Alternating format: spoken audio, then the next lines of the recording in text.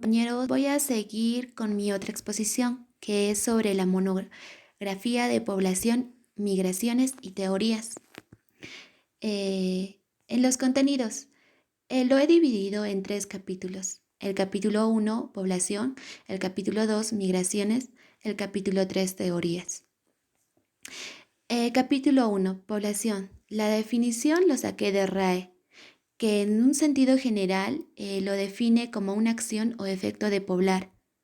Y poblar lo define como fundar una o más pueblos. Y pueblo lo define como una ciudad o villa. También nos da otras definiciones, donde nos dice que es un conjunto de personas que habitan en un determinado lugar, o conjuntos de edificios y espacios de una ciudad. Conjunto de individuos de la misma especie que ocupan determinada área geográfica. Y si hablamos en investigación, sería un conjunto de los elementos sometidos a una evaluación estadística, muestreo. En sociología, la población se refiere a un grupo de seres humanos o a toda una especie. La evolución histórica de la población. Nos dice que en esta parte de aquí, a lo largo de la historia, cómo se ha ido dando la evolución de la población. Y en aquí nos habla sobre dos hechos importantes que ocurrieron en toda la historia. Uno es la revolución neolítica y otro es la revolución industrial. Antes de la revolución neolítica eh, eran los nómades, y pues como eran nómades, migraban o recorrían muchos lugares en busca de alimentos. Y en ese lapso morían muchas personas. Entonces, después de la revolución neolítica, que fue el descubrimiento de la agricultura, se volvieron sedentarios, y es ahí donde ya fabricaron sus propios alimentos y la población fue creciendo más hasta convertirse en pequeños pueblos, ciudades, y después ya vino la revolución industrial. Antes de la revolución industrial existían mucha mortalidad. Las personas morían a causa de las pandemias, que en ese entonces no había vacunas, o del exceso de trabajo y muchas otras causas por las cuales morían.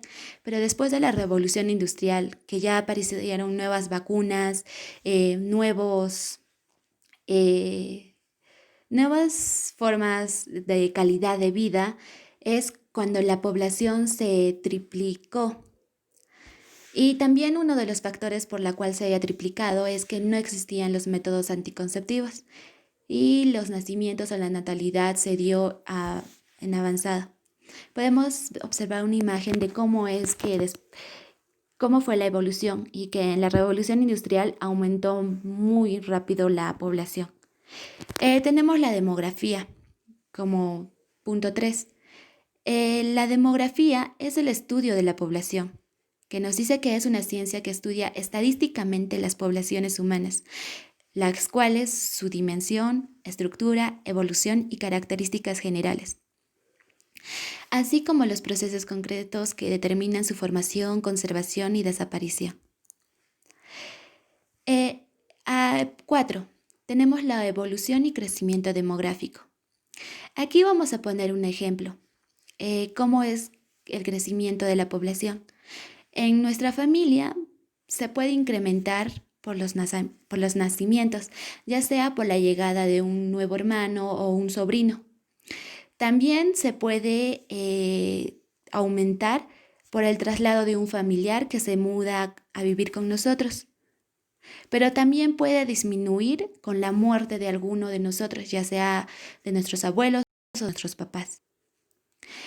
Entonces, las variables que dan al crecimiento demográfico son primero la natalidad, que hace referencia al número de nacimientos que se dan en una población determinada, y se expresa como la tasa de natalidad, y en el cual se indica el número de nacidos vivos por cada 1000 habitantes en un año. Y esto se obtiene de la siguiente manera. La tasa de natalidad es igual a números de total de nacimientos sobre la población total por 1000 habitantes. Otro variable es la mortalidad, que hace referencia a los fallecidos que se dan en una población y se expresa como la tasa de mortalidad. Esto se obtiene, la tasa de mortalidad se obtiene, es igual al número de fallecidos sobre la población total por 1000 habitantes. También tenemos otra variable que son las migraciones. Son desplazamientos de las personas para residir en lugares donde pueda encontrarse mejores oportunidades de vida. Tenemos según la duración, según el espacio en el cual se realice, según su naturaleza. Esto ya pueden ser forzadas o voluntarias. En aquí, todo proceso migratorio, sea interno o externo, temporal o definido, implica un lugar de salida y un lugar de llegada. El lugar de salida se le determina emigrante y el lugar de llegada se le denomina inmigrante. Los tipos de crecimiento. Tenemos dos tipos de crecimiento, que son cuantitativo y cualitativo. En el cuantitativo se divide en lo positivo y en lo negativo. Lo positivo nos dice que es el aumento de cantidad de la persona. En ahí predominan las variables, lo que es la natalidad y la inmigración. En el negativo es la disminución de la cantidad de las personas. En ahí predominan las variables de mortalidad e inmigración. Otro tipo que es el cualitativo. En ahí se observa la variación de la cantidad de personas en un lugar a partir de la identificación de la naturaleza o propiedad de las variables demográficas. Tenemos dos, vegetativo natural, que comprende las variables de natalidad y mortalidad, y esta se obtiene cuando le hacemos una resta entre estas dos variables.